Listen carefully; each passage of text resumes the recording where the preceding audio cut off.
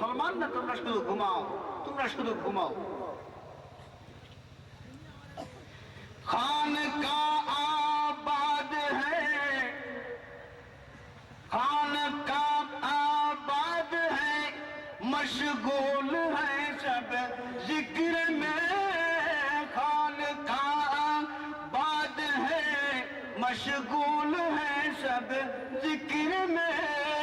दरसगाहों का जनाजा, दरसगाहों का जनाजा है मुसलमानपुर में।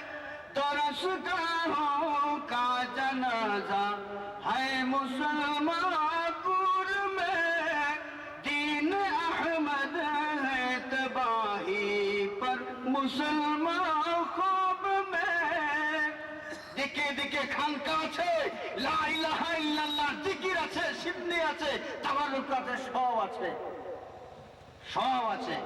সব জিকিরের মধ্যে মশগুল, সব সুবহানাল্লাহ তাসবিহ নিয়ে মশগুল। কিন্তু আসল জিনিস, আসল বিষয় কোন দিকে যাচ্ছে সেই দিকে কারো কোনো খবর নাই। খান কা আবাদ है, मशगूल है सब जिक्र में। दरसगाहों का जनाजा, दरसगाहों का जनाजा है मुसलमानपुर में। जे इस्लामी शिक्षार खनि, इस्लामी शिक्षार आधार সেই মাদ্রাসা, সেই শিক্ষা প্রতিষ্ঠান, এগুলোর কি হচ্ছে? দরসগাহকা জানাজা, এগুলোর মৃত্যু হয়ে গিয়েছে। জানাজার মতো তাদের অবস্থায় যে এখনই জানাজা পড়ে এগুলোকে দফন করতে হবে, শেষ করে দিতে, বিলীন করে দিতে হবে, এই অবস্থায় চলে গিয়েছে। কিন্তু মুসলমান, সংখ্যাগরিষ্ঠ মুসলমানের দেশ এই বাংলাদেশের মুসলমান কোথায়? এদিকে কোনো খেয়াল নাই। যে প্রতিষ্ঠানের মাধ্যমে মুসলমানই রক্ষা হবে সেই প্রতিষ্ঠানের দিকে মুসলমানের কোনো খেয়াল নাই। যেন সবাই কবরবাসী হয়ে গেছে, যেন তারা এই দুনিয়ার কোনো খবর রাখে না। হাজিরিনে কেরাম, আফসোস করতে হয় এই ভারত উপমহাদেশে বর্তমান যুগে এই মাদ্রাসাগুলোর কি অবস্থা, ইসলামী শিক্ষার কি অবস্থা। উদাহরণ আমার চোখের সামনে দিল্লিতে গিয়া আমি একটা প্রতিষ্ঠান দেখলাম।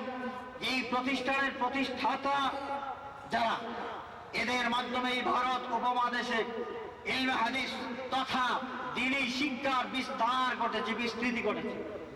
কওমি মাদ্রাসা বলুন, আলিয়া মাদ্রাসা বলুন, যে কোনো নেশাবের প্রতিষ্ঠান বলুন, এই প্রতিষ্ঠানের উলামায়ে কেরামের সিলসিলা খুঁজলে সেই বুজুর্গানে কেরামের নাম পাওয়া যায়, সনদ খুঁজলে তাদের নাম পাওয়া যায়। মাদ্রাসায়ে রহিমিয়া হযরত আব্দুর রহিম মুহাদ্দিসে দেহলভী রাহমাতুল্লাহি আলাইহি দিল্লিতে এই মাদ্রাসা প্রতিষ্ঠা করেছিলেন। যে মাদ্রাসার পরবর্তী দায়িত্ব পালন করেছেন যুগের অন্যতম শ্রেষ্ঠ মুজাদ্দিদ হযরত শাহ ওলিউল্লাহ মুহাদ্দিসে দেহলভী রাহমাতুল্লাহি আলাইহি। সেই মাদ্রাসায়ে রহিমিয়া কত যেমন দূর ছিল সেই প্রতিষ্ঠানের লক্ষ লক্ষ আলিম সেই প্রতিষ্ঠান থেকে বেরিয়ে এসেছেন। কিন্তু আফসোস, এই গত 3 বছর আগে আমি একবার দিল্লিতে গেলাম। দিল্লিতে যাওয়ার পর মাদ্রাসায়ে রহিমিয়া দেখার জন্য গেলাম। শাহ ওলিউল্লাহ মুহাদ্দিসে দেহলভী রাহমাতুল্লাহি আলাইহি, শাহ আব্দুর রহিম মুহাদ্দিসে দেহলভী রাহমাতুল্লাহি আলাইহি, ওনাদের যে বিশাল বাড়ি, সেই বিশাল বাড়িটা মাদ্রাসার নামে ওয়াকফ করে ওনারা দিয়েছেন। ওনাদের মাজার শরীফ এই মাদ্রাসার পাশেই আছে। সেই মাদ্রাসায় গেলাম। মাদ্রাসায় যাইয়া আমি খোঁজ নিলাম যে মাদ্রাসার ছাত্র সংখ্যা, টোটাল ছাত্র সংখ্যা 120 জন। কয়জন? 120 জন। পূর্ণ প্রতিষ্ঠান হিফজ শাখা সহ টোটাল ছাত্র সংখ্যা 120 জন। মাদ্রাসার ভিতরে আমি ঢুকলাম, দেখলাম অবস্থা, হায় হায় দৈন্যদশা, যে নাম মাত্র একটা মাদ্রাসার নামটা শুধু বাকি আছে, মাদ্রাসার সেই জৌলুস আর নাই। শাহ আব্দুর রহিম রহমাতুল্লাহি আলাইহি, শাহ ওলিউল্লাহ মুহাদ্দিস দেহলভী রহমাতুল্লাহ আলাইহির যুগের যে জৌলুস ছিল, সেই জৌলুস এখন আর নাই, মৃতপ্রায়, নাম সর্বস্ব একটা প্রতিষ্ঠান। আমি গেলাম হযরত শাহ ওলিউল্লাহ, হযরত শাহ আব্দুর রহিম মুহাদ্দিস দেহলভী রহমাতুল্লাহ আলাইহি সহ এই পরিবারের মুহাদ্দিসিনে কেরাম মাশায়েখিনে ইজামের জিয়ারত করার জন্য। আমি সেখানে গিয়ে পাইলাম এই কিছু ছাত্র, ছোট্ট ছোট্ট কিছু ছেলে, এরা কোরআন শরীফ নিয়ে বসে আছে। যে কবরগুলো আছে, কবরস্থানের মধ্যে অনেকগুলো কবর, এই কবরের মাঝখানে করিডোরের মতো খালি কিছু জায়গা আছে, বিভিন্ন কবরের সামনে পিছে করিডোরের মতো খালি কিছু জায়গা। ওই খালি জায়গায় বসে বসে ছেলেরা কোরআন শরীফ তিলাওয়াত করতেছে। আমি তাদেরকে প্রশ্ন করলাম যে বাবারা, তোমরা এখানে পড়াশোনা করো, কোরআন শরীফ কি করো? এরা বলে আমরা মাদ্রাসার পড়া শিখি। তোমরা কি পড়ো? এরা জবাব দিল যে আমরা কোরআন শরীফ পড়ি। আমি প্রশ্ন করলাম তোমরা থাকো কোথায়? যে আমরা হোস্টেলে থাকি। তো হোস্টেলে থাকো, হোস্টেলে পড়ার জায়গা নাই?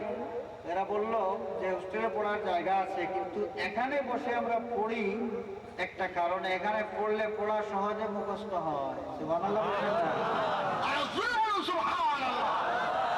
এখানে পড়লে পড়া সহজে মুখস্থ হয়। কেন?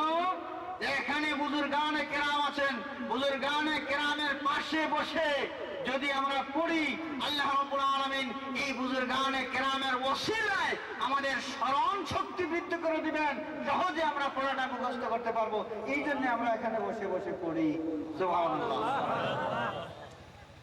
আমি শুনে অত্যন্ত খুশি হইলাম যে যাক, এখনো সেই বিষয়টা আছে। ভারতে ওই মাদ্রাসা বর্তমানে দারুল উলুম দেওবন্দের নেশাব অনুসারে চলে, দারুল উলুম দেওবন্দের নেশাব অনুসারে চলে।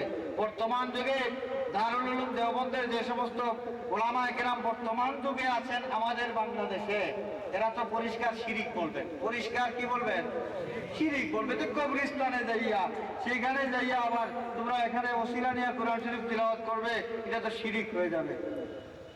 যাও সেখানে যাইয়া ফতোয়া দাও, সেখানে যাইয়া ফতোয়া দাও। দারুল উলুম দেওবন্দের কথা হযরত সালেহী সাহেব হুজুর নিজে সেই দারুল উলুম দেওবন্দে অনেকদিন সেখানে ঘোরাফেরা করেছেন। আপনারা প্রশ্ন করলে জানতে পারবেন, তিনি নিজের চোখে দেখে এসেছেন। দাওরায়ে হাদিস যারা পড়ে, হাদিসের সর্বোচ্চ ডিগ্রি যারা, দারুল উলুমের সর্বোচ্চ ডিগ্রি যারা অর্জন করেন, এরা তাদের বুজুর্গানে কেরামের কবর যেগুলো আছে, তাদের দারুল উলুমের সামনে ওই কবরের পাশে যাইয়া পড়াশোনা করে। তারা পড়াশোনা করেন ওই কবরের কাছে যাইয়া। কেন? যে সেখানে সেই বুজুর্গের ফয়দ বরকতে, সেই বুজুর্গের ফয়দ বরকতে পড়া সহজে মুখস্থ হবে। সুবহানাল্লাহ বলবেন না?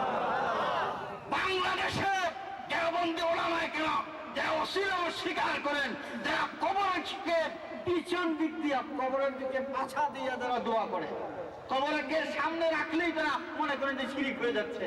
যাও ফতোয়া দাও দারুল উলুম দেওবন্দে যাইয়া, যেখানে যেখানে আপনাদের সিলসিলার উস্তাদের উস্তাদের উস্তাদের উস্তাদের উস্তাদের আছেন, সেখানে যাইয়া শিরিক ফতোয়া দিয়ে আসুন। দেখবেন আপনি কোথায়, আপনি মুসলমান কত সময় থাকেন। বিরাদরানে ইসলাম, তো আমাদের দেশে শিক্ষা প্রতিষ্ঠান, এই যে সরকারি আর দরকারি, এই নিয়ে কিছু মানুষ কটাক্ষ করে, এই কটাক্ষের দিকে কান দিবেন না। সরকারি মাদ্রাসাগুলো আসলে প্রকৃতপক্ষে দরকারি, কারণ আল্লাহ রাব্বুল আলামিন তো কালামে বাক্যে বলেছেন, রব্বানা আতিনা ফিদ দুনিয়া হাসানা। প্রথমে কি বলেছেন? ফিদ দুনিয়া হাসানা। তারপরে কি বলেছেন? ওয়া ফিল আখিরাতি হাসানা। দুনিয়ার হাসানা, দুনিয়ার কল্যাণ।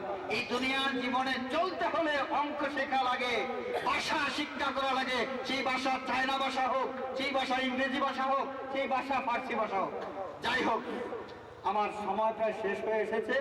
আমি আমার আলোচনা দীর্ঘায়িত করব না। বিরাদরানে ইসলাম, ইসলামী শিক্ষা আমাদের অর্জন করতে হবে, আমাদের প্রজন্মকে ইসলামী শিক্ষা শিক্ষিত করতে হবে। তবে মনে রাখতে হবে যে স্থানে যেই পাঠশালায় যাইয়া ইসলামী শিক্ষা অর্জন করবে, সেই পাঠশালার যদি ছাউনি না থাকে, সেই পাঠশালার যদি ফার্নিচার না থাকে, সেই পাঠশালায় যদি বসার ব্যবস্থা না থাকে, তাহলে ইসলামী শিক্ষার পথ বন্ধ হয়ে যাবে। সুতরাং মাদ্রাসায় যতগুলো আছে এই মাদ্রাসাগুলোর দিকে বিশেষভাবে আমাদের খেয়াল দিতে হবে। আল্লাহ রাব্বুল আলামিন আমাদেরকে দ্বীনের সঠিক সমঝ দান করুন, সঠিক জ্ঞান অর্জন করা এবং আমল করার তৌফিক দান করুন। সকলে বলে আমিন। ওয়া আখিরু দাওয়ানা আলহামদুলিল্লাহি রাব্বিল আলামিন।